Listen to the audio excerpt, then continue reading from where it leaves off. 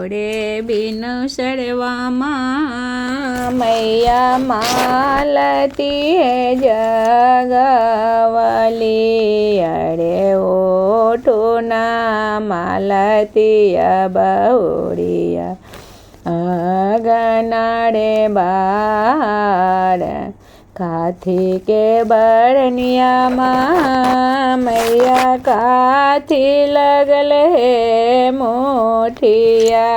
अरे काऊन स्वरूप वे महा, मैया आंगना है बाड़ी। सोने के बरनिया बहुड़ी, रूपे लगल है मोठिया। अरे नागिने स्वरूप वे महा, मैया आंगना है बार। माए तोरा पूछिला महा, मैया दिल के रहे बतिया। अरे काऊनी कारण में महा, मैया गोदी नहीं रे बालकवा।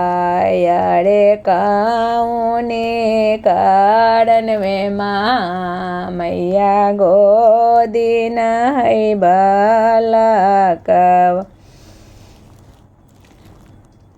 बालक बाहरिए ओ हरिए बहुड़िया, दे हरिया बीचे लगाएला। अरे ओ हीरे स्वरूप वे बहुड़िया, गोदी नहीं बालकवा। अरे ओ हीरे स्वरूप वे बहुड़िया, गोदी नहवा बाला। बाहरिए सोहरिए महा, मैं चंगेलिया ले उठाए बो।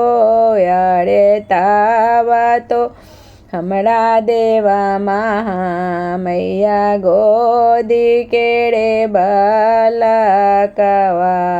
अरे तावा हमारा होते महा, मैया गोदी के बालक।